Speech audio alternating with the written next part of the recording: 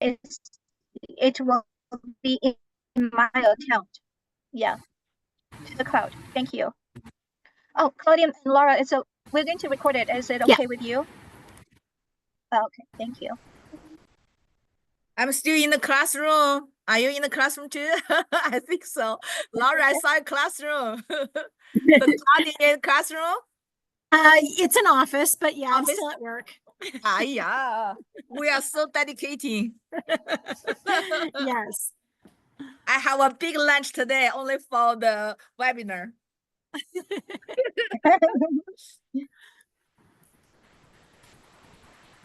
So, will you be monitoring the chat and things like that for us as well? Yeah. Okay, perfect.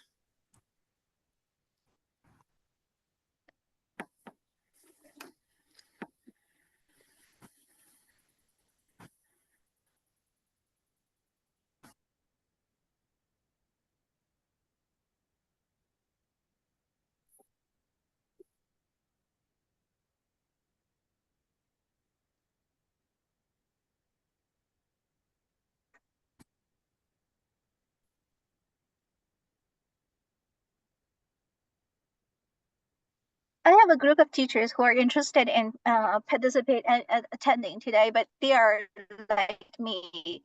They are all driving home from whole day professional development. So, Crystal, do you think we can let the teacher to come in? Maybe we should wait for Laura to connect back in. Is she in again? Yeah, sure. Okay. Okay. Oh, Yeah, she's going to try to connect in with her laptop and see if it's a little better. Okay.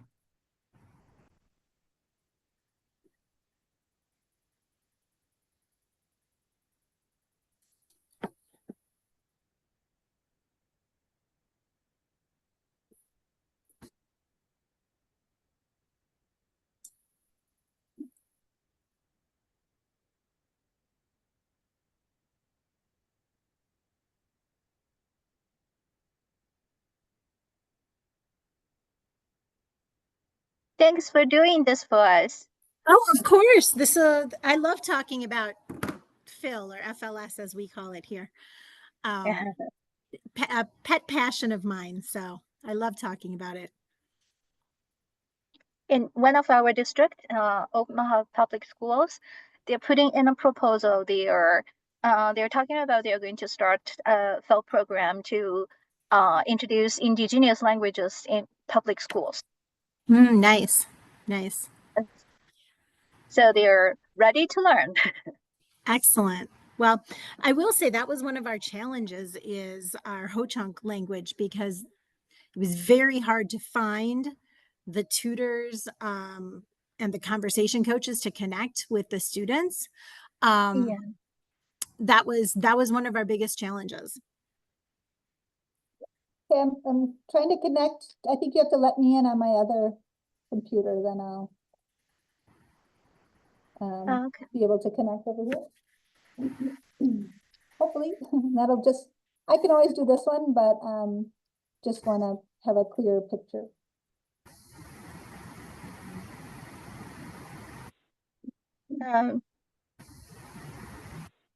At 4 o'clock, should we admit teachers? Sure. Can you let Laura in on her other computer? Oh, 关老师, could you? I admit all. Okay, thank you. Welcome. There we go.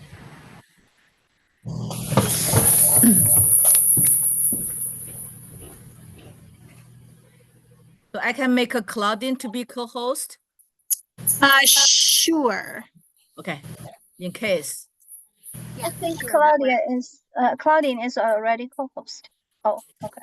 No, I didn't see that. No. Yeah, okay. I think Laura was. Okay. Okay.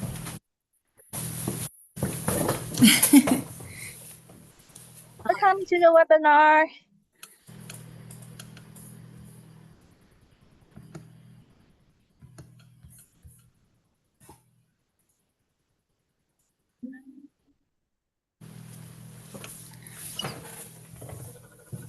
So where, hold on, where's Laura?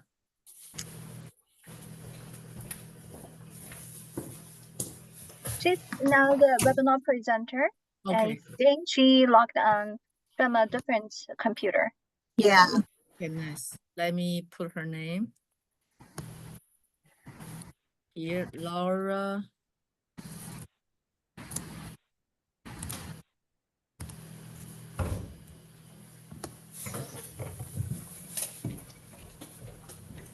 Nope.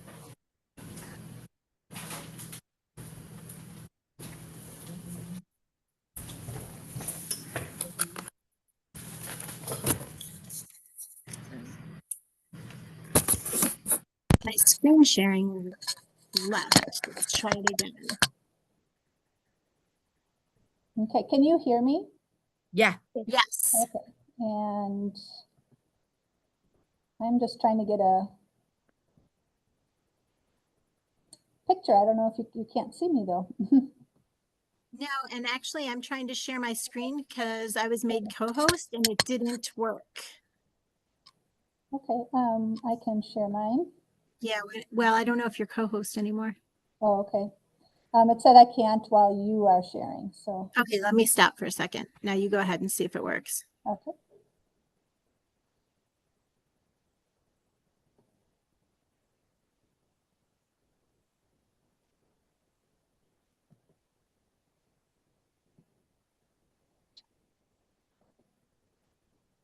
Okay, let me see.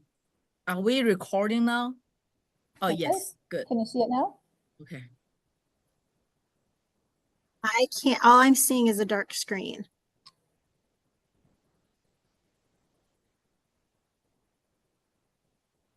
Oh, man. Crystal and Chinmay, can you see Laura's screen? There it is. Yes. Yeah, I Now, can see Oh, it. you can. Yeah, popped up now. Okay, good. All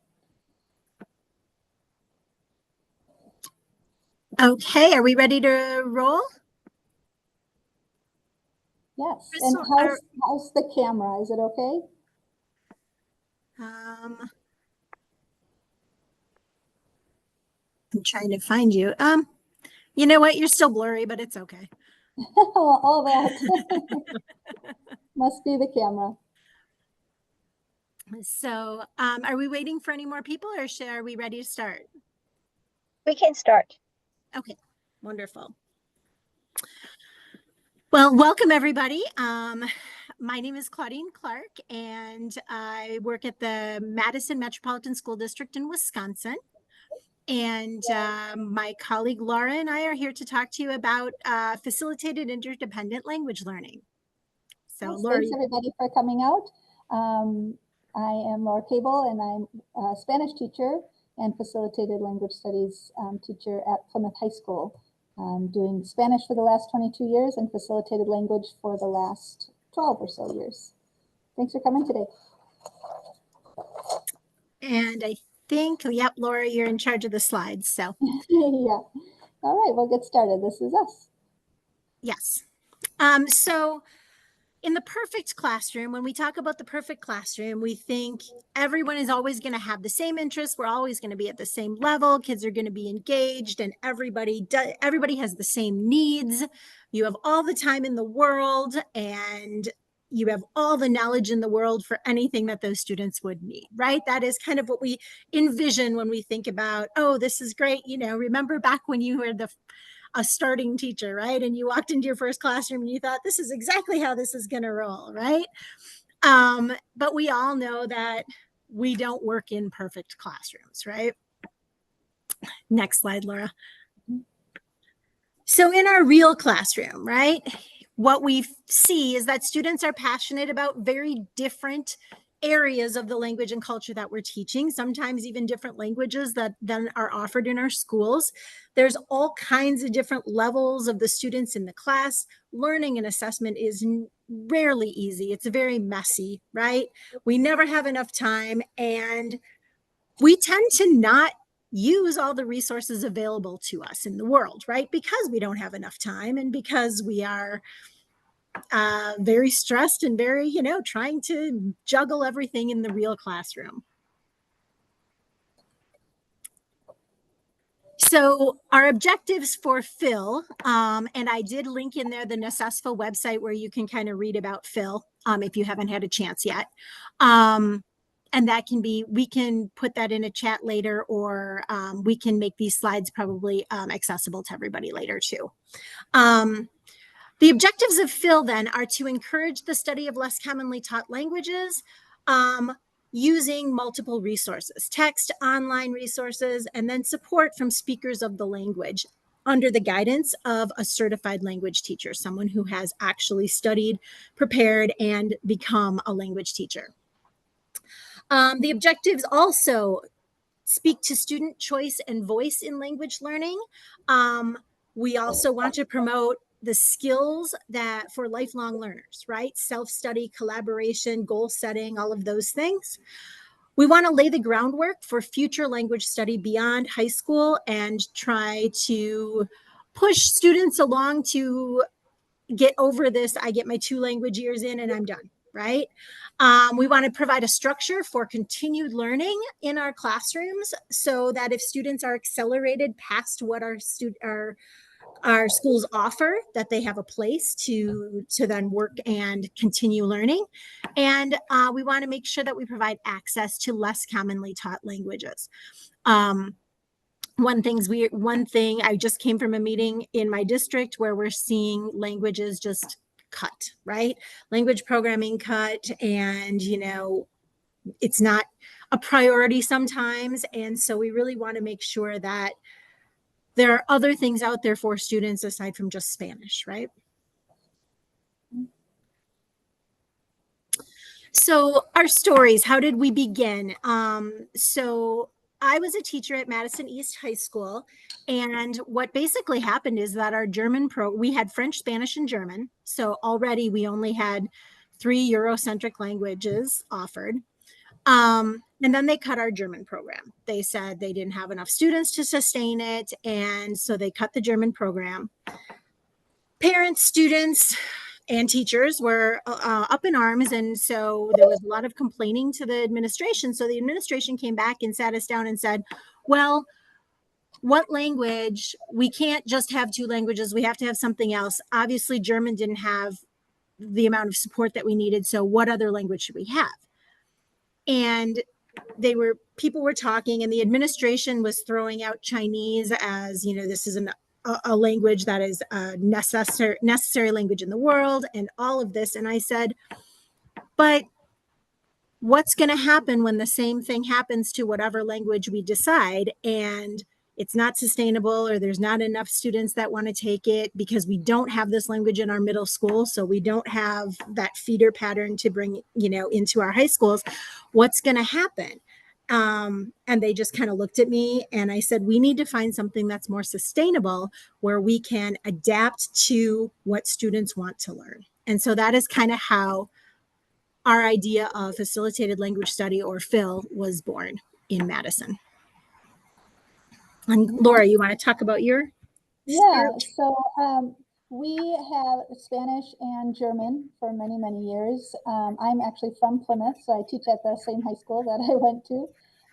And starting back in 2001, we just had Spanish and German, but I had gone to school, in the 90s there, and we had distance learning through CERSI. We had Japanese, and we had an Italian teacher come in for a semester. So I had, a couple of opportunities during the time that I was there to study different languages. And I really wanted to bring that to my students, having started just with with Spanish and German in 2001. And I actually went to a conference where Claudine had one of her teachers that were there, an Arabic teacher that was here through the Teacher of Critical Languages program. And he gave a presentation about how he came to Madison, how he's teaching Arabic, and how this program is fully funded by the U.S. Department of State, and that that teachers could come and apply for either Arabic teacher or a Chinese teacher. Well, of course, right away I said, all right, let's see how we can make this work. How can we sign us up for that? So we had applied to that program, and we were accepted. And so the following year, we were able to host a student or a teacher from Egypt, which was an incredible experience for our students. We had a lot of about 35 students take Arabic. I'm from Plymouth, is a very rural community in Wisconsin, and so not a lot of diversity and a lot of language options for us. So having an Arabic teacher was really just a cool opportunity for the students. And so we applied again following year, had teachers 2 years in a row, and then needed to have something in place for the following year for those students who wanted to continue with their Arabic learning. So that's how Claudine and I met and wanted to work together to see how we can make the facilitated language studies a class at Plymouth too. So from her model, the model at Plymouth got to come into fruition that following year. So since then, we've added from Arabic, we've added Japanese, Korean, Russian, and sadly, our German program ended 2 years ago. So we've added German to our program as well. So that's kind of how we started, but we have a little bit more about the timeline of how it all worked, and we can look at it on the next slide here for Madison. Yeah, so for Madison, and I just want to point out, you're going to hear me talk a lot about FLS, which stands for Facilitated Language Study, and it is basically our district's name for our Phil course. We actually named it that, and then in conjunction with working with the Successful Neural Network and some of the people there who really liked the idea and sort of expanded on it, they named it Phil, which I actually kind of like better, but we're going to stick with FLS because that's what we've always had. So if you see FLS, it's really our Phil class. So we started in 2009, 2010 school year with our FLS class. We had chosen 2 languages, Arabic and Japanese, and we chose those through student survey. So we kind of polled the students who would like to see what languages here at East, and those are the 2 that came up the top. And so then we kind of went out into the world, my colleague and I, and tried to figure out how we were going to do this. We needed to find Arabic and Japanese resources, and figure out how to put that in place for the following year. So we did find, like Laura mentioned, a guest teacher of Arabic. We went to ACTFL the previous year and, looked into resources, and we found this program that would provide a guest teacher for the year. And so we ended up getting into that program. And then we also had some foundation grants in our school district that we were awarded to be able to pay a Japanese coach for the Japanese cohort. So that is kind of how we got started. And the following year, we were able to do the guest Arabic teacher program again. However, we didn't have the funding for our Japanese tutor. And so that is when we really transitioned into what we consider the PHIL course or the FLS course. Through community support, volunteer tutors, and things like that. And then we continued for the next 4 years with those 2 languages. And then students started to ask about new languages and could we do new languages? And so we connected again through the Teachers of Critical Languages program and introduced Mandarin Chinese the following year. And then also continued the year after that with that course as well.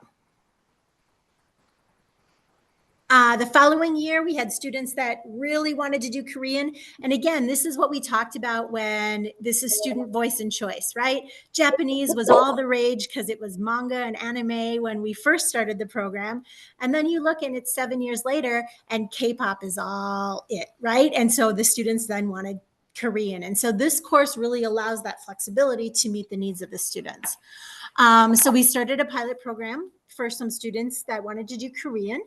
Following year, we introduced Ho-Chunk and Italian. We expanded the FLS course to another high school in our district, and they offered Japanese, Korean, and Italian. And again, it was in response to their Japanese program being cut. So this was a way for those students to continue their study of language. And then we continued both those programs. At both those schools, we have started to look at virtual attendance across the district so that students could attend from other schools.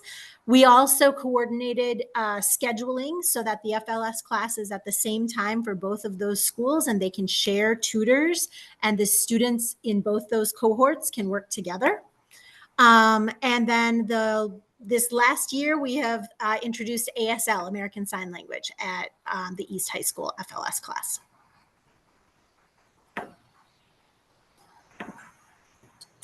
Okay, I'll jump into the Plymouth timeline. And feel free to write in the chat, if there's any questions, and we will have time for questions at the end as well. But just going through, as I've said, I first learned about the facilitated language and the Teachers of Critical Languages program when I met one of Claudine's teachers that she had here back in 2010. Like I said, we were really anxious to start a new language, but not able to afford to hire a full-time teacher or even a part-time teacher. German was just hanging on. Spanish was going strong with 3 teachers. German always had 1 teacher teaching all 4 levels. So we were anxious to start a new language, or just interested. And so that's why we started the Teacher of Critical Language application. And so we were awarded a teacher for 2 years. And like I said, we wanted to continue to offer Arabic for the students that were really just super interested and really wanted to continue. So I had to think about how we were going to have that continue. So it was great to find Claudine's FLS or Phil model and really look at how we could offer that and as a kind of an independent, study kind of class. So I had to search for resources, like Claudine said. I was talking to different Arabic teachers in the state. One professor was about an hour from us, and he had some of his grad students help us out for the Arabic classes. Any contacts that I had from the TCLP program, alumni, really reaching out. There was some great grants through that program as well to have materials. So it was really a little bit of groundwork at the beginning after those teachers left. So to continue that facilitated. But after that, it kind of is set now, and we have the materials and we're able to continue. As Claudine said as well, the students really approached me for Japanese, really into anime, manga stuff, and really were studying at their homes, on their own, and they were thrilled to see that there would be a class that they would get credit for to be able to continue to study Japanese, and then Korean and Russian followed shortly after. We're one of the few schools in the state, be one of 2 schools in the state that offer Russian. And we had a student actually go through the Pushkin Institute to study Russian in Latvia a few summers ago, a handful of summers ago now. And then a student in nearby school heard about a program. His mom is Russian, and he wanted to do that because the school didn't offer that. So we had an online student. And then, like I said, our German program ended, and those students needed to continue. They wanted to have their 4 years of a language in order to be eligible for our Global Scholars Program. And just, they enjoyed the language and wanted to continue. So having the facilitated language as an option at that time was really key for them to continue, because we do have a Germany exchange program where we host Germans and go to Germany with our students. So having them being able to continue with their German studies was really fantastic and really seamless for them to take the class. So those are our current offerings, and that's kind of where we are today with our class. So we talked about the Teacher of Critical Languages program. Sadly, it is no longer funded, a funded program at this current time. They're not accepting teachers. Hopefully things change for the better and they're able to start the program again. They were just doing teachers from Egypt and China at the time. But we wanted to put that in the slide just as an example of programs that we were able to tap into, and maybe some, as an example of other programs that would be out there. So doing a little bit of legwork and looking at all possible ways that you could have those resources. Yeah, and I will say that, partnerships are crucial in this class, in order to find not only resources and tutors and, coaches and things like that, but also just to build that community around what could be possible. Because again, I talked about earlier, that sometimes we don't tap into everything that we can tap into. And this class having so many different languages in one class, you really need to connect with the people that are experts in those things. And so the more partnerships that you have, we now have a partnership with the Chicago Korean Education Center, where they send us a teacher, they pay for a teacher, and he teaches online for the kids in the Korean cohort. We partnered with the Ho Chunk Academy and to offer Ho Chunk to our students. And they, again, helped us find tutors, which is very difficult, I think, in some of our indigenous languages where we don't have the amount of speakers that we have to tap into other languages, right? I think things like the Qatar Foundation, Laura, you have gotten like resources from there, I think, right? Grants and things like that. Yeah, they are very, very generous organization, and they funded our textbooks. And I've heard of them funding trips, school trips to Arabic speaking countries as well. Say if a student got a scholarship through, CIEE or AFS or something like that, that they would kind of help out with those funding. So they're really just promoting the study of Arabic, and that's a great resource. I also put on there the Mortgage Center for Public Service. That's also through UW-Madison. Madison is 2 hours away, but they're great. They've been a really great resource for us for online tutoring, because that's really all we can do is online. No one's around here to really come in. So that has been that's a volunteer program through their university called Badger Volunteers. So I put out that I'm looking for, tutors in all these areas, and then they put that on their website, and that's where we've gotten a lot of our tutors, which we'll talk about in a bit. So yeah, partnerships really are key, and you get really creative with trying to, look for those different resources in all the languages that you will have in your Phil class. And it's kind of fun, because being a language teacher, you're always looking for different resources, and really some of these are what make the language come alive for the students. So having just a variety and at their ready is really helpful. Yeah, and I will say that teaching this class, I'm traditionally a French teacher, and it really made me look into the things that are available for French as well, which is something I never did before, teaching FLS. So, So the class format. So this is kind of the question we get a lot is like, well, what does this look like, right? What does the class look like? And what does a teacher do in this class if they don't speak the languages that are being offered? So basically the teacher's role, and we call them a teacher facilitator because their role is to actually facilitate the learning of the students in the class, right? And so they organize pretty much all the conversation coaches, the instructional resources, the activities that the students are doing or have access to. They organize the whole class.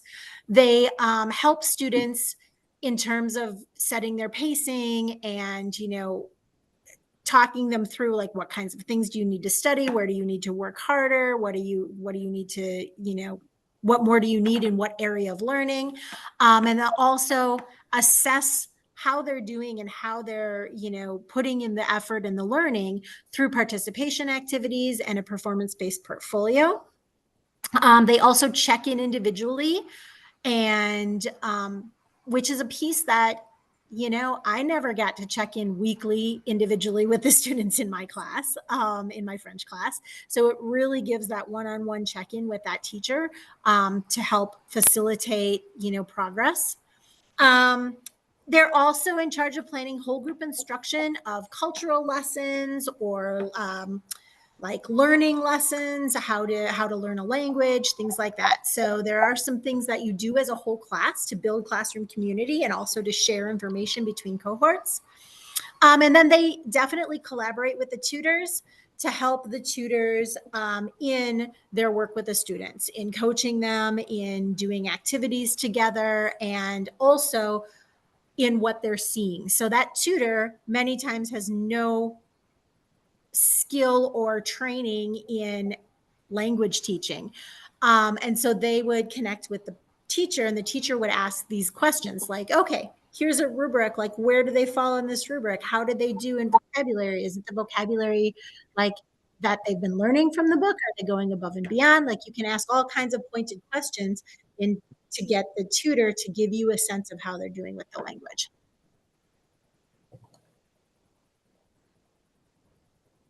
Okay, and kind of the class from the student perspective, they're often coming in with a language background. We had at Plymouth, we had a requirement where the students needed 2 years of a previous language, so either in German or Spanish, obviously Spanish now.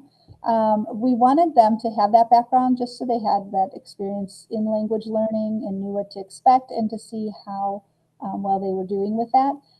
That has changed over the years a little bit too. We wanted to make sure also that our the facilitated class wasn't pulling from our numbers in Japanese, or I'm sorry, Spanish or German at that time. But we kept the class, at least at Plymouth, at about 20 students because it is often, you know, a lot to juggle for the facilitator and with the different languages. So we kept it at 20, and we find that that is a good number and really creates a great community in the classes. Students really enjoy, that small class and working together in their language cohorts. So having that previous language experience, they kind of know what they're getting into when they come in there, and knowing that it is a more independent and small group language experience. So that there's multiple languages going on in the classroom. We mentioned which ones we have. So that is so exciting. As a language teacher, it is a real just pleasure, because you're seeing these students taking the language that they chose and working with other students that are excited about that same language, and then seeing how they can challenge themselves, seeing how they can find resources to use, working with the tutors together on it, and really becoming a family in that shared passion of that language. So it's really thrilling to have all those languages in one. It's really a dream, actually, a dream class. I just really just enjoy it. So yeah, the students are guided through scope and sequence of language study, and then they have that cultural exploration piece, which they do with their tutors or the conversation coaches. We'll talk more about that later. So that's an avenue for them, but then they also will do their own cultural exploration through different projects and in class and different cultural assessments that they do. But that student choice and autonomy really brings this class to life, because the students are just excited to have that choice, and it really shows in their enthusiasm for learning and just how well they do in this class. And then it's individual. We have one student studying Arabic in my class this year, but we have had like 4 or 6 doing Japanese or Korean. It really varies. This year I have 4 doing Russian, where last year I didn't have any doing Russian. So it just changes, and it could be social media thing. It could be pop culture that changes it. It could be someone coming in who has that language in their family. I mean, it really does change. So students know that coming into it, that they might have somebody in their cohort or they might not. And then if students continue with the class, they might be at a different level proficiency than somebody just starting. So as they go through the class, they kind of meet up with those that are at the same level, or some may meet up with at a different level to have that challenge for themselves. So it's really just a very unique class, and the students really appreciate it. I think get so much out of it because they have that autonomy.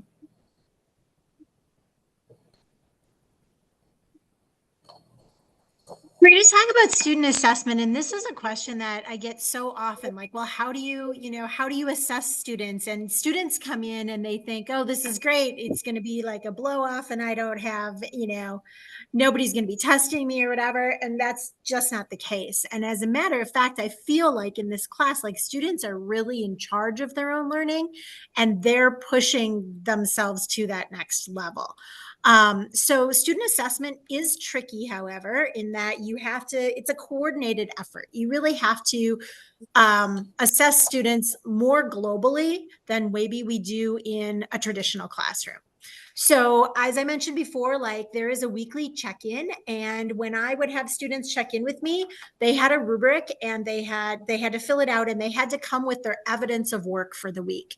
So they had to show me all the speaking activities they did and their listening activities, and maybe they had workbook things. And so they would bring those things. We'd talk through how they did on them, what was easy, what was difficult, what do you need more of? Why didn't you do any listening this week? Like maybe they need help finding some activities or getting more, encouragement on a path to do something. So it's really very individualized when you sit down with students and take a look at what they've accomplished that week. We also would do current events related to the language, and that was where the student cohorts could kind of interact, and they would talk to each other about what's happening in their part of the world and reflect on how those things go together. So it's really not just the students saying, well, this is happening in Korea right now, and this is happening in Morocco right now, but the guidance that we would give and how we would put these activities together was, what are you noticing globally, right? How are these things connected? How is our world connected? What's happening in Korea? How is that connected perhaps to what's happening here in America, or what's happening that you just heard about in Morocco? So really having those students make those connections. That doesn't necessarily happen in traditional French or Spanish or German class. And then students would write a lot of reflections on their cultural exploration and what they found out. The students also demonstrate speaking in various ways. We would have students work with the conversation coaches to produce either a presentational or an interpersonal communication video. After a certain amount of weeks, they would produce that. Then they'd sit down with the tutor, and the tutor would listen to it, and they'd talk about how they did. And then they would add to it and perhaps add to that the next time. So throughout the year, they're presenting these things through video, and also always having feedback both from their cohorts that are studying the language and from the tutors that they work with. Sort of the same thing for presentational writing. Students would be writing things through artifacts. For example, if a student was studying a unit on food and they were learning how to order in a restaurant, they could perhaps, their written artifact might be a menu, and then they would use that menu in their video to do a role play with another student, asking, to order things or asking about things on the menu and things like that. And again, those things are all in consult with the tutors. So once they are prepared, they'll sit down with the tutor will give them feedback on that. And then the teacher would connect with the tutor and say, okay, how did they do? And we'd have a rubric, and they'd say, yeah, I think that they were right on level. Well, did they do this? Did they do that? And so the teacher's knowledge of language learning then comes into play when they're seeing the artifacts and hearing from the tutors how those things interact. I don't know if you want to add anything more about that, Laura. No, that's great. That's pretty much how I run the class as well. Of course, being just a different school, different set of kids, I don't do some of the, well, I pretty much do everything on this one. I was going to say I don't do some of the cultural parts with the coaches, but we'll get to that. I think. I just want to stop and take a minute and ask Guam too if there's anybody who had questions or in the chat that we don't want to miss anybody, or if you're hearing us okay and all that. Can you just check in, Guam? Yeah, and I do want to say, and I forgot to mention it earlier, like we had planned to kind of give you the overview and then have a lot of time towards the end to really hear your questions, because a lot of times you don't have questions until you actually get the bigger picture of what this all looks like, right? So, Right. but I don't have I can't see the chat, so yeah. just wanted to check. Guam, can you let us know if you can hear us okay? Yeah, and feel free to throw a question in the chat. We're monitoring it and I can see it over here too, so. All right, go ahead, Laura. I think we can continue. Okay, I just want to make sure they're hearing us okay, so didn't hear back. Okay, oops. So we were talking about, like, in the traditional single language classroom, you know, we're always wondering, the students, are they getting enough speaking practice? Are they in the right level? Are they able to, you know, reach the proficiency that they're wanting? Are they able to have that time to get into small groups, or work on their own level? So looking at that, you know, in a facilitated language class, we have that option to kind of tailor that with having a conversation coach, to make sure that there's enough time spent with culture, and especially with native speakers. Most time our conversation coaches are native speakers, or they are grad students that have been studying the language for a long time. And then also that individual help with each student to know where they're at and where their needs are. So that's hard to do in a single language classroom, often with 30 students. So what's the answer? Having those conversation coaches. And really, we've had a lot of different avenues where we found conversation coaches. Of course, we look to the universities that are nearby, as I mentioned, through their volunteer program, or through their grad students in the departments, you know, having to contact the department leaders of that particular language and to find grad students there, or even Fulbright scholars that are here looking for something to do. I know Claudine had some connection with different institutions of second language or third language learning to get coaches there. We mentioned the Teacher of Critical Languages program. Community members, I currently have a woman from Russia who is our tutor for our Russian students. And then also current and former students. I've had students that have gone on to study Arabic at the university, and they sometimes are our tutors that log in with the students because they've been in this class and they know how it works. And then I've also, there's also been practicum students, I guess the grad students that have been in as conversation coaches. So it's really interesting to see where our coaches are going to come from each year. And sometimes I'm not able to find one right at the beginning, but then later one pops up, or like I mentioned, you know, the community member, that was just pure luck by seeing a sign that said somebody was giving Russian lessons. So that has been just a fun part of the class too, to see who our tutors will be for that semester and that language. Yeah, and I would say that, oh, go ahead, Laura. You know, I was just gonna say if you wanted to add anything. Oh, yeah, no, I was just going to say that, like, what's interesting to me is, you know, sometimes our tutors will come and they'll only be there for like 6 weeks because that's all the time they have. And, you know, it's a volunteer position, so they come when they can. And then the students then get a chance to work with 3, 4, 5 different people throughout the year. So they get a variety of input and perspectives from the people that they're working with. Another piece that I don't know if Laura has as much capability in using current students as we do in Madison, but we have many languages spoken in our schools in Madison. And I have had native Chinese students or exchange students that have come in and been tutors. We've used, many of the students that are heritage speakers, that if they have the time, they come in occasionally and work with the students. So it really elevates as well the fact that these are languages that are spoken among us. This isn't just a classroom idea, right? That this is what is happening with your peers in your school. So it's really kind of cool to see that happen. Mm-hmm. Yeah, sometimes we get lucky and we have exchange students from those countries, the languages, and they come in and have fun teaching lessons or cultural lessons as well.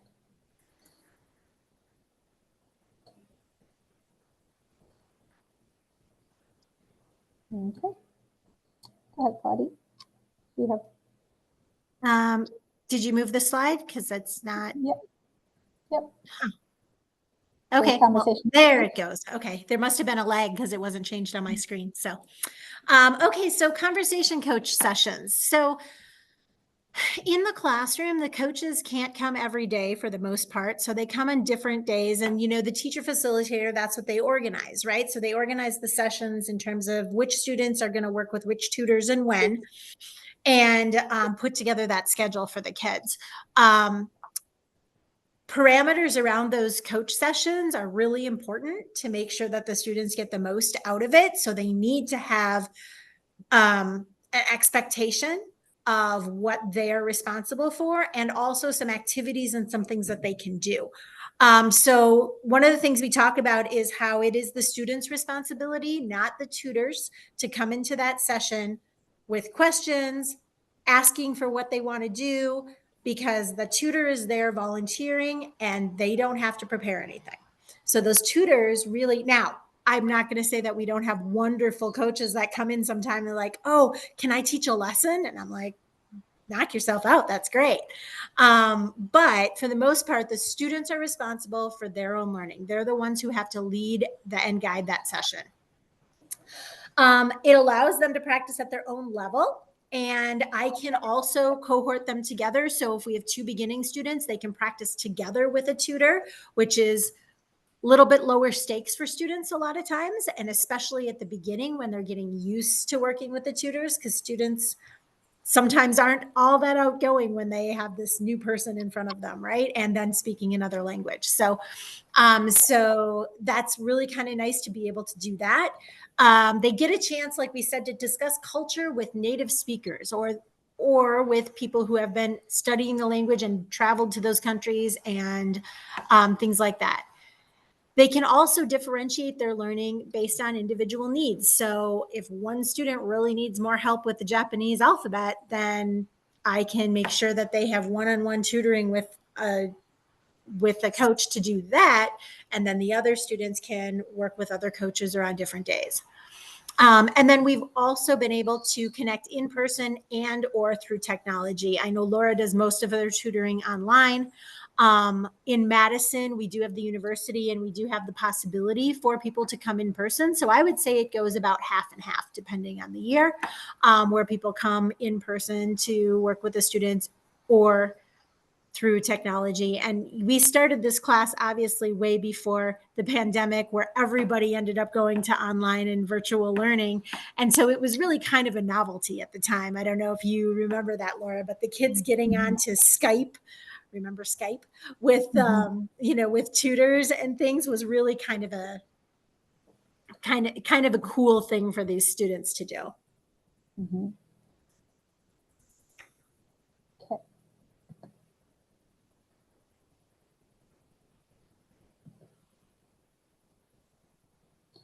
So what does a typical tutoring session look like?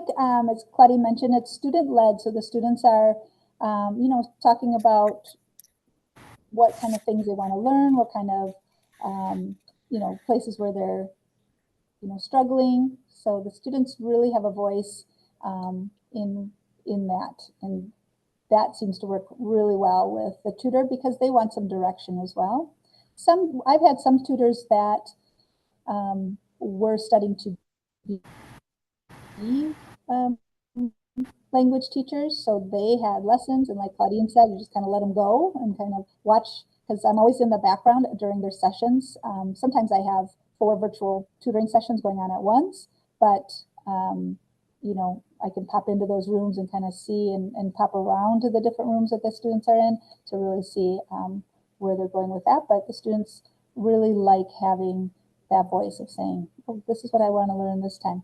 I mean, they kind of create the units as they go, so they have to stay within that you know, unit that they're developing, but they have a lot of voice in that unit. And then, as she mentioned, virtual or in-person. Right now, I have a in-person Russian teacher, tutor, coach, and but I have an online Japanese and an online Arabic. My online Japanese coach actually was a coach through Madison's volunteer program, but loved working with our students so much. And one of the students had continued on to this year. He graduated from Madison, but moved back to China and is studying to be a Japanese teacher, actually. And so, but he wanted to continue. So he would wake up at 2 a.m. in China to tutor these boys that were learning Japanese. So that was a really special connection. And also my former TCLP teacher from Egypt is one of the tutors for Arabic.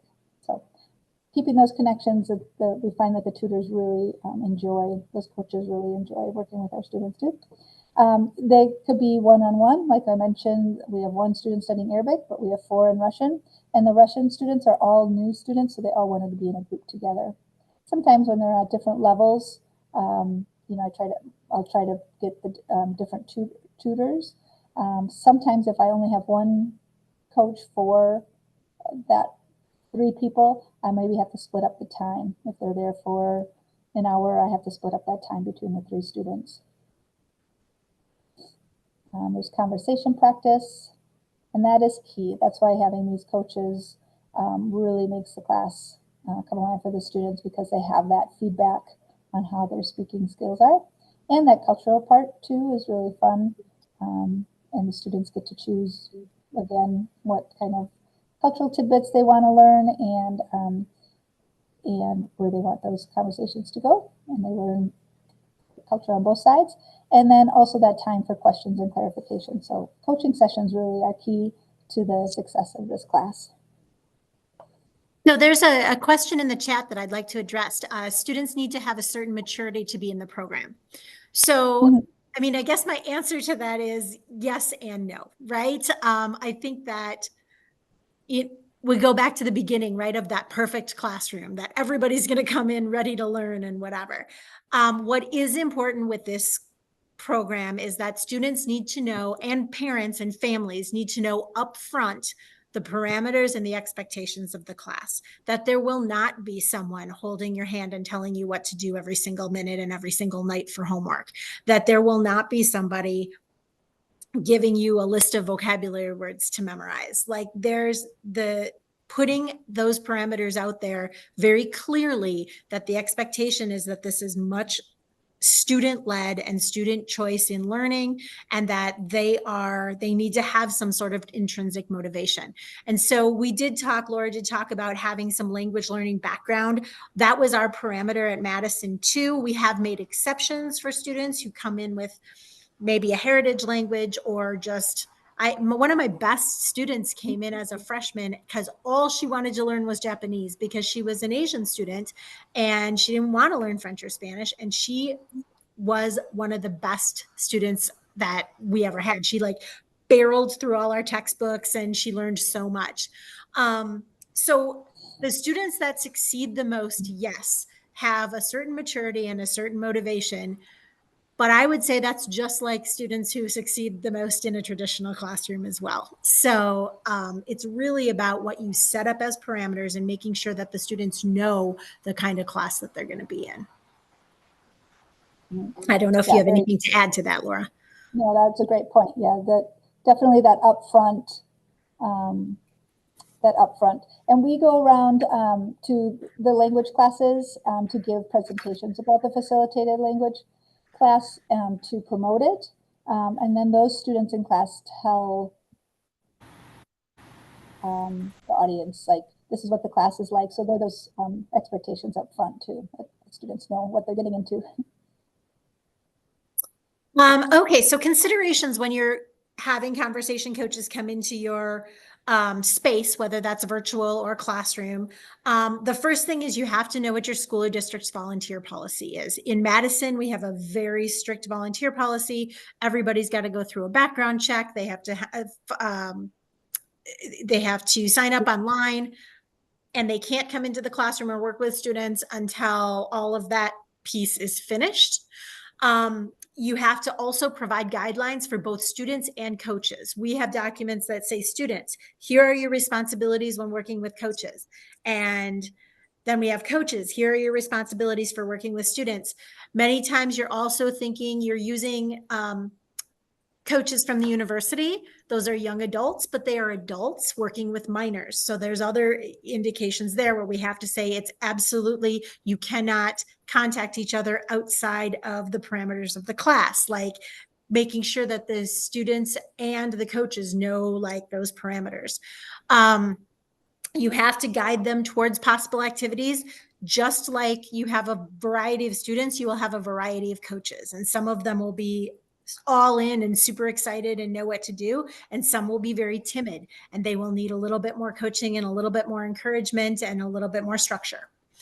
And then you use the coach's strengths and language and or cultural information to your benefit. So if you have someone, like Laura said, who's studying to be a teacher, like you can ask them, like, what would you like to do? Would you like to actually teach a grammar point or teach a conversation?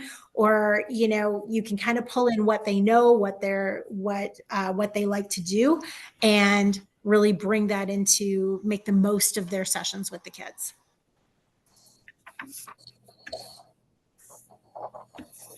So here's one example of, we talked about cultural conversations and how to connect it with language, because so this wasn't developed my first year of teaching this class. And what I noticed a lot of times in the coach sessions at the beginning was that the students would come and they would just start speaking English about cultural things. And they would just ask a bunch of questions and they'd have these great conversations. And there wasn't a lot of language happening in those sessions. And so we weren't really using the coaches to their full extent, right?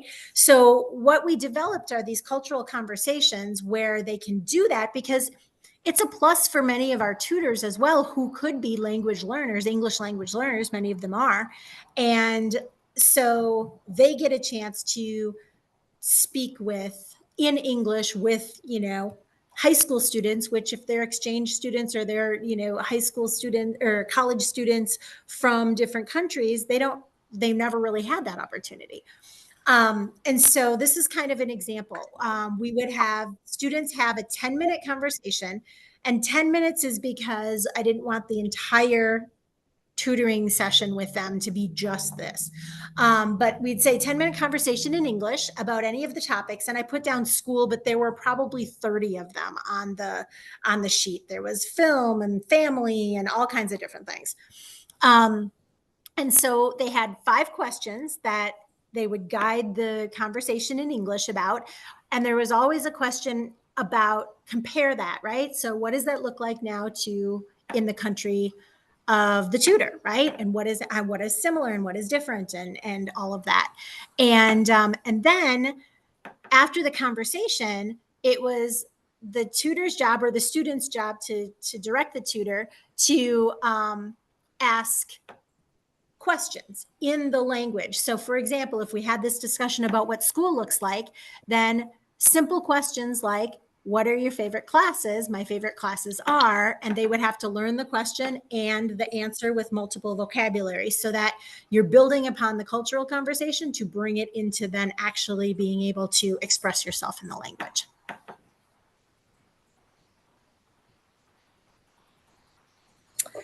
So we're going to give you a little bit of feedback, and I'm not going to read all of these off for you. So I'll pause and give you a chance to read the slide.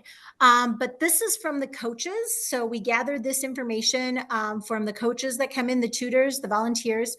What positive feedback did you have, and what challenges were there?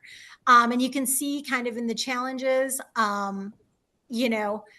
they're little things like technical problems. You cannot really get over that, you know. Tutors not always knowing where students were in the material. Again, that prompts me as a teacher to talk to the students again and be like, okay, you know, what are you going to fill out for your tutor so they know what you're working on? So things like that. But the positive feedback, as you see, is really very encouraging about, you know, the enthusiasm of the students, the connections that they made, what the coaches themselves learned in maybe teaching for the first time or tutoring for the first time.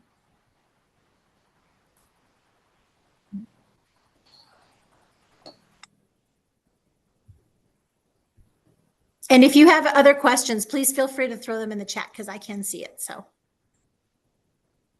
and we'll have a chance to talk a little bit at the end too.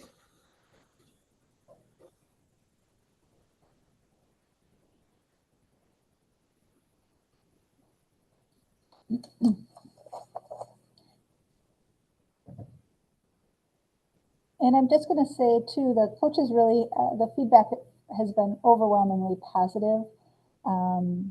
They are excited to share their language with students that are passionate to learn it. And they're excited to share their culture. And so in that way, you're really giving a great experience on both ends for the coach and the student. And then we asked our classes, you know, kind of throughout the year, what do you feel about facilitated language learning? And this is just some of their feedback. Of course, there are challenges, and so wanted to put those out there for you guys to see, and I'm going to give you some time to look through that.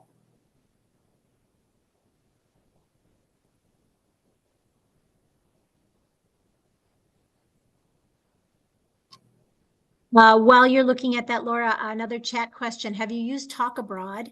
I have not personally used Talk Abroad, but this participant said that the district uses it and students have enjoyed it. So that's, and again, this is something that I'm sure Laura will write down, and I will, you know, we'll look into it because it's all about learning from each other, right? Yes, definitely. I already did. I wrote it down with the exclamation, check out.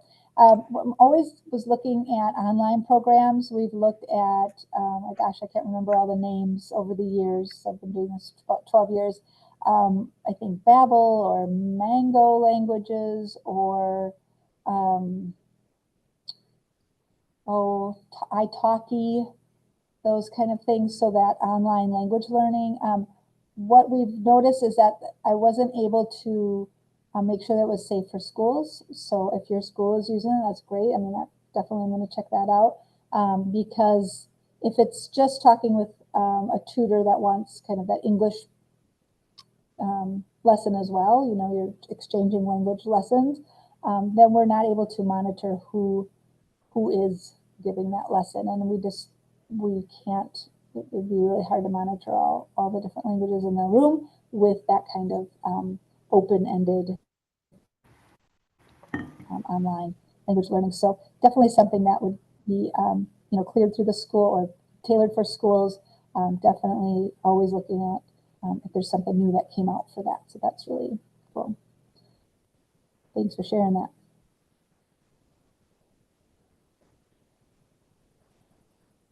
Okay, well, as you can see, the feedback from the students, they just really enjoy that choice. They enjoy choosing their direction.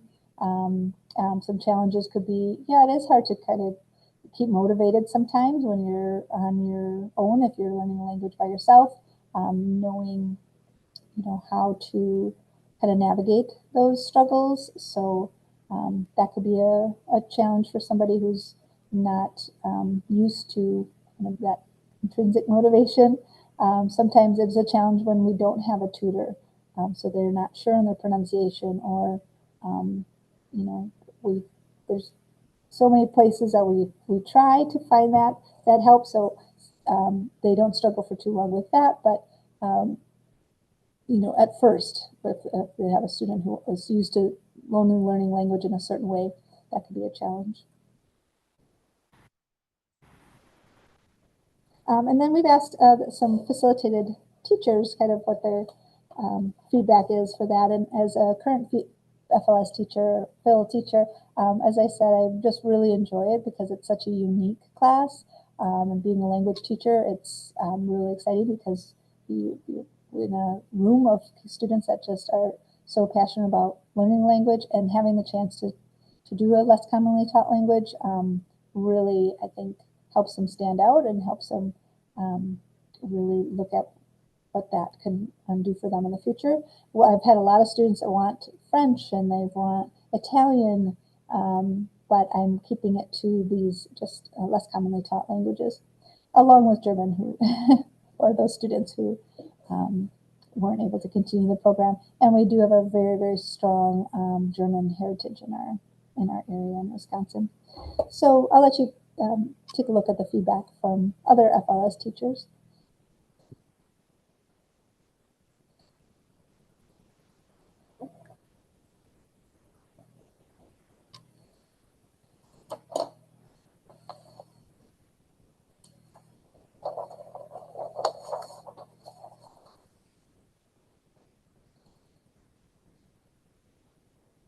And as Claudia mentioned before too, just being an FLS teacher helps you be a better language teacher yourself by looking at how students are learning, where their struggles are, what are some great resources, what works for them learning on their own. That it's helped me become a better Spanish teacher as well. We wanted to, do a little bragging about some of our students and how this class has impacted their life. So over the years, we've kind of collected those stories. Students have stayed in touch. One thing that we love to see, of course, is that continued language study. So having students, start in the facilitated class, Phil class, with these very challenging languages, most of them in the top 5 hardest languages, that they gain confidence here for them to continue at the university level to study those languages. So they've been accepted at those language classes, but some of students get accepted into a different language program because of their language study in the facilitated class. So kind of that being in the class has kind of spurred interest in even studying a different language, or realizing, hey, I can do these difficult languages. What next one can I study? So we've had students apply and be accepted to the Russian flagship program at Madison. As I mentioned, the Pushkin Summer Institute, even the Defense Language Institute in Monterey, California. But one of the successes, I pulled out certain graduates from the FLS program in Madison to highlight some of these real big successes of the program, one being Heritage Connections. This student, he was in our very first Arabic cohort. This was a student that, and I just pulled out a tiny bit of what he had written, but this was a student who did not do very well in FLS. This student was, absent a lot, just really didn't put his heart and soul into it. And then what he had written to me was years later that, this was actually one of his favorite classes because it had a connection to where he was from. And he didn't want to study French or Spanish. He was actually in my French class and did extremely poorly. And then Arabic came up and he's like, I'm going to go do that instead. He contacted me later as he was at the University of Minnesota in a grad program that he was studying Urdu and Hindi, I believe, and also film studies. And he was creating a Hindi class for high school students virtually, and was wondering if I could pass it along to the kids in the FLS class. I actually had him come back in and talk to them all and talk to them about, what happened and how he just needed to mature a little bit more, but that what he learned in that class stayed with him and actually made those connections for him to go into a field that connected where he was from with his language and culture and where he was going. So that was just amazing when you have those kids come back and do that. Mhm. Another success is career paths. This student she was a very good student. So it's kind of the opposite, right? The first student, I would have never in my life thought that student would have taken FLS and ran with it like he did. But this student she was in French, and she went all the way through 5 years of French, but she also took FLS to study Japanese.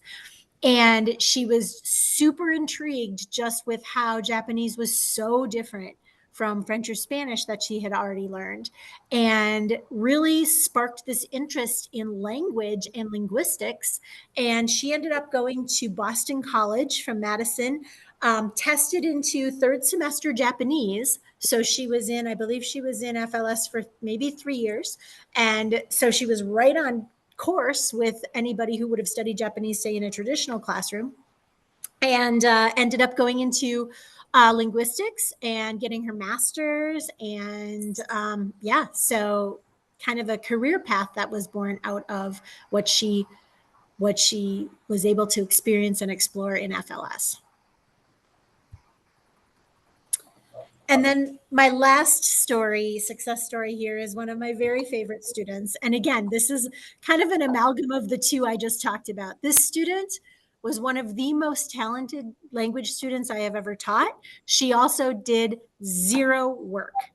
She had zero motivation. She was one of those kids that was so smart, but didn't see a use for school or the homework that anybody gave her or whatever. So this student had very mediocre to bad grades, and then came into FLS. And she actually was in FLS for 2 periods her senior year.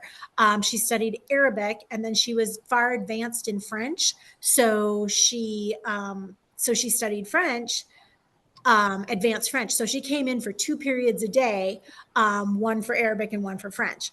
And what she talks about in here, I just love, is that she really learned that I'm not learning anything in this class unless I do it myself. Like this is not where I'm going to decide if I'm going to do the homework that gets thrown at me, but this is really about me. And then she went to college and found herself in a situation where she wasn't getting what she needed out of the class. And instead of checking out, she found ways to supplement to get the learning that she needed and turn it into a fulfilling and educational experience. And so, which is really, one of the highlights of watching kids through this class, watching them really learn how to learn and take ownership and do things on their own.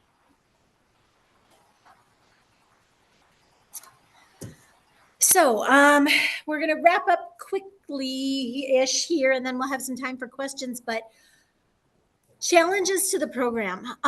When you're putting a program like this in place, scheduling and allocation is always difficult. Like you have to figure out where you can fit FLS into your day that's going to get you the most tutors available, right? Because if you put it really early in the morning or really late in the afternoon, a lot of times people aren't available if they're college students. You also have to convince people that it's worth running a class like this, and that it's not going to take away from the other programs that you're already running. There is a limited budget, as in all schools, is just really something we have to deal with everything. And so you have to figure out how you're going to get over that budget, how you're going to provide the materials. It depends. You have to look at grants sometimes, things like that. It is really a lot to juggle up front, especially educating new teacher facilitators. So when this program works really well when the teacher that's doing it is super motivated and into it. So like Laura's program, Laura is all about FLS, and I was too. When I transitioned out of the classroom and someone else took over for me, luckily, it was a woman I had worked with, and we each had taken a section of FLS. And so she was very into it as well, and then transitioned it to another teacher. At a different school, at our West Side school, they sort of sometimes just gave the FLS class to someone who needed an extra class, and then it just didn't do as well. So you really have to like be invested, and you have to upfront show the new teacher facilitators like what this means and what you have to do.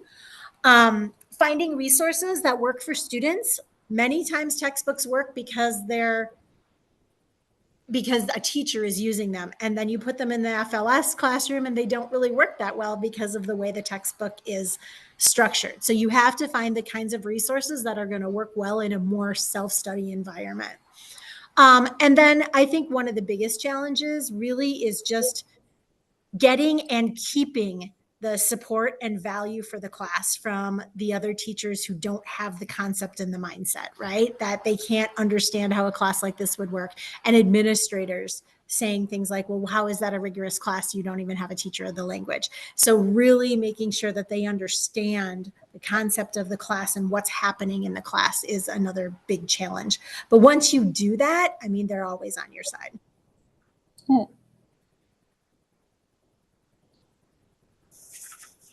So just some overall positives to wrap up, just expanding students' worldview. I mean, having those additional, less commonly taught languages really helps students connect even further with their language and their world perspectives. And encouraging students to continue, going, getting that interest here and then going on beyond high school to see how they can pursue, higher education in their language or global education. Connecting language study to cultural interest. That's where the students really can choose which language they're going to learn and their path to learning. Flexibility, allowing schools to respond to community and workforce needs. And it's teaching students initiative and problem solving, like Claudine's example of a student realizing like, oh, I get out what I put in. And making language relevant by having the students able to choose and create their units, working with their coaches, really are really connecting them to the workforce, beyond high school, and able to kind of see what the needs are to make their learning relevant. There are definitely special travel and scholarship opportunities, for example, the Pushkin Summer Institute, but also NISLE, which is another U.S. Department program.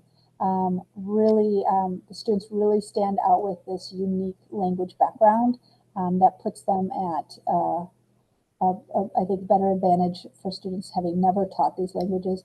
And I often say, too, you have this language background, even just saying I have an orientation of the language, you're not going to come out, fluent in facilitating language after 4 years. But you're going to, I mean, depends how hard the student's working, of course, but they can have an orientation in the language. And I say, so, someone may hire you over somebody who's never learned the Arabic alphabet or who's never learned, 2 or 3 of the Japanese alphabet. So that really does set them apart. So I think it opens a lot of doors. And then having that remote student participation option is really great too. So like I said, this small school, very rural school, neighborhood school, was able to join in. And that's a pretty easy thing to do because of the remote tutors as well. So a lot of positives there. And for continuing collaboration, we have in the past, since Claudine and I work closely together, we've connected our facilitated classes. So I would do sometimes a field trip to the university, and we'd meet up with her class and we'd sit in on university language classes. That is really a highlight that I try to do every year for the students. It lets them see that their language is what they're learning in class is useful, that they are able to understand even. And when they go into the university classes, they can sit in on a first semester class and say, oh, you know what, I really understood that. I think I'd be fine being in a university level language class. So it kind of boosts their confidence there. Working with the universities and different community organizations. So we continue with their volunteer programs. That is really, really important to us. And then the Necessful Neural Network has been a recent wonderful resource for us. Do you want to add anything to that, Claudia? No, I mean, I think that this is just, it's all about expanding and growing. And, like Laura said, the neural network has really, been able to take what we've started here in Wisconsin and sort of elevate that to the national stage where states like Nebraska are now interested in this. So it's really, and that's really what it's about, is being able to get these kinds of things into the hands of students, right? And give them the opportunities that they deserve. Mm-hmm.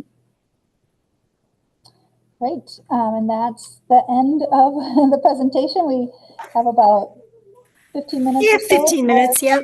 So feel free, I'll take it off of this slide. Here is our information if anyone has additional questions at another time. Yeah, and I'm very happy to answer any emails or specifics about anything. Very happy to answer. Like I said, I could talk for days around this class. So yes. And feel free if you have questions you want to put in the chat, that is fine too. If you don't want to unmute, depending on where you're at, feel free to put them in the chat and we can address them that way. I have a question. Mm-hmm. I found your program is very, very good for like the new learners because there are so many information online and everybody has to know how to self-learning.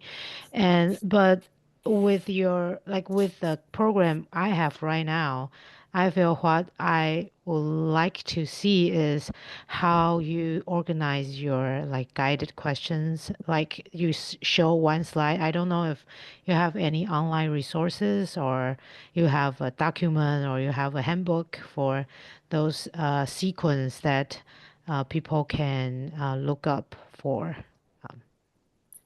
Yeah. So I mean, I have plenty of documents, right? And I think any teacher that teaches FLS has a lot of documentation that they have created. What I have found is that it really needs to be created by the teacher that's doing it. Even if, I mean, sharing is great. And like Laura and I share, and then we'll tweak each other's stuff and, change things about. So yeah, I can definitely provide, some examples and things like that.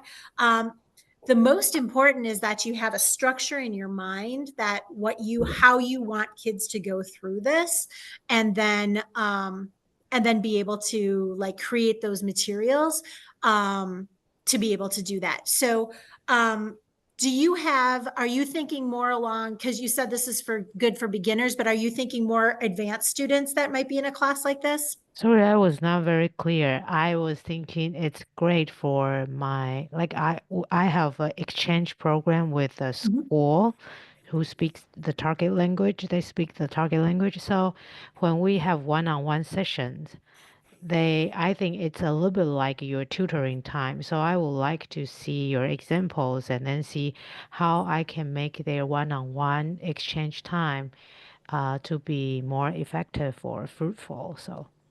Perfect. Yes, if you want to email me, did you get my email at the last slide? Maybe Laura can put it back up. If you would like to email me and just let me know, put that in a quick email to me and I can definitely share some of those with you. There was another question in the chat here. Do you make specific plans for each student? Oh, now it just disappeared. Or yeah, I think it was just how you make specific plans for each student. Yeah, or do you ask students to make their own plans? Yeah. So Mostly I would ask students to make their own plans, but it's always guided. So there is sort of a sheet that they fill out. We call it a learning log. And every week they have to kind of plan out what they're going to do, and they put it out in that learning log. And then when I have the weekly check-ins with the students, they would sit down and bring their learning log, and they would show me what they worked on during the week. And then I can make suggestions like, okay, so from here, I think maybe you should do this next or whatever. So it's kind of a collaborative effort, but for the most part, the students are in charge of deciding what they're going to do.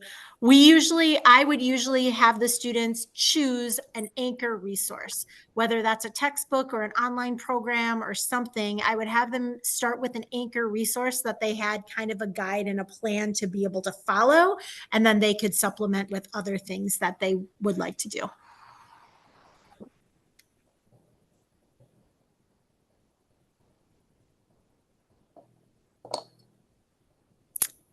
What do assessments look like?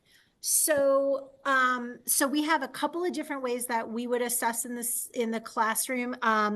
If a student was working from a textbook, then I would be able to pull some of the assessments from the textbook and give them some of those assessments if they were actually anchored in, say, a textbook chapter. We would use some of those. Mostly the assessments are student created, more portfolio based. So I think I talked a little bit about those presentational writing and speaking and interpersonal videos that the students would create. That's sort of their assessment for the bigger chunks of the year, usually once per quarter. They would create something like that that shows their progress up to that point. So if they studied 2 chapters in a book and they were about family and school, then whatever they would do in that video would be a highlight of what they learned. And then that would be their assessment. And the tutor would sit down and look at that with them and give them feedback and talk with me about grading in terms of how they did. So that's usually what our bigger assessments look like. They're much more proficiency focused.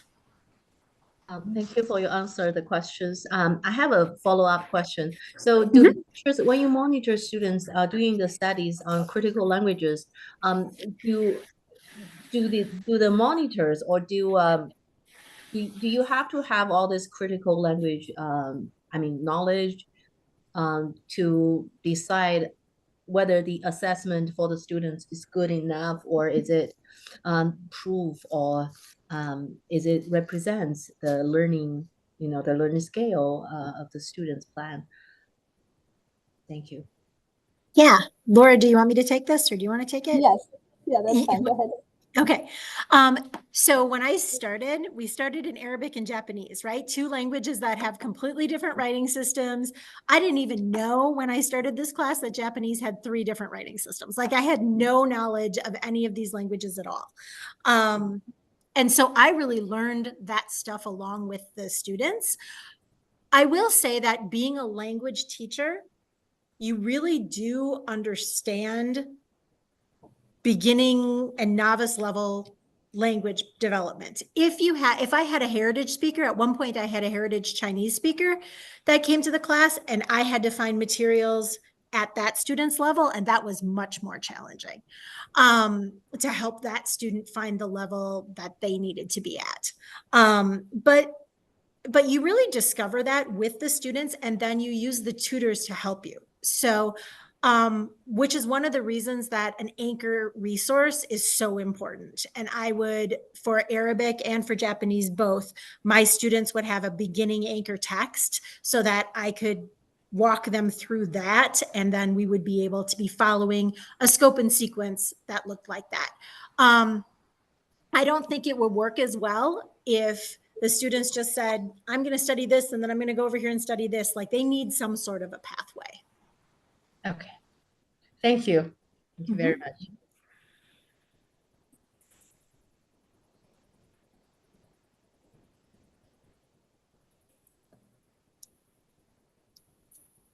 Any other questions that we can address? And if not, like I said, if questions come up as you're mulling this over on your ride home or whatever, please feel free to email either of us. My school district is a large urban school district. So we have 4 high schools with anywhere from 1,500 to 2,500 students in each high school. Laura's high school is a very small community, one high school in the district. So you get kind of a rural and urban look at how the class would work. So that may also help you in determining who you want to ask questions to.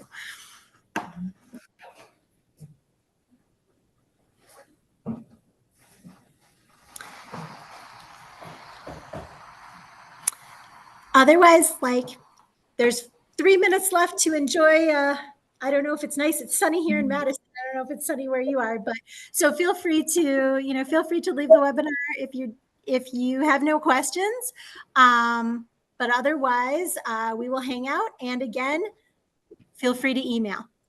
Yeah, thanks so much for having us and for your interest. And I hope it works for, some of your districts to implement the facilitated or the PHIL class, the new term.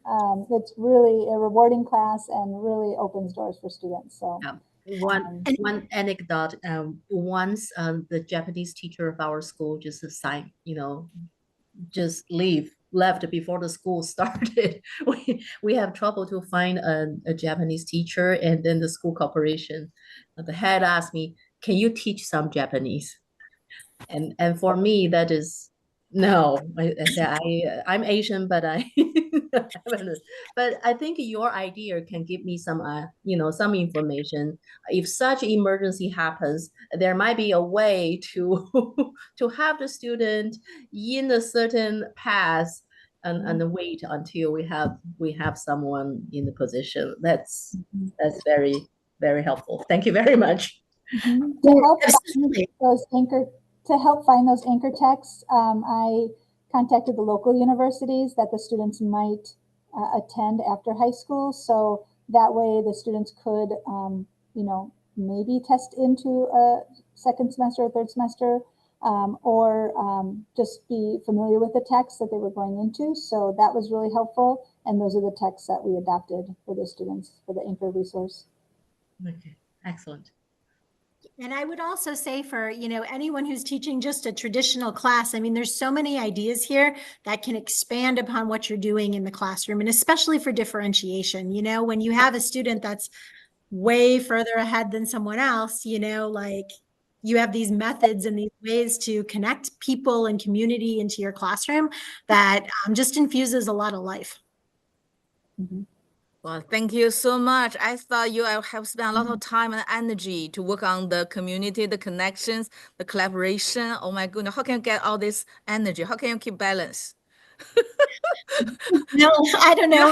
Do you have your own life? Maybe not. I mean, oh my goodness. If I find a teacher someday that has actually found the answer to that question, right? How to keep balance and be a teacher at the same time, that person would have all my attention. Okay, thank you. Thank you so much. We are so glad to have you here. Wow, I learned a lot. Personally, I learned a lot. Well, thank you. Thank you so much for having us. And feel free to connect anytime. Okay, keep in touch. Thank you all the teachers. Bye, Thank you for coming. Okay, have a good night. Thank you. Okay. Bye. Bye.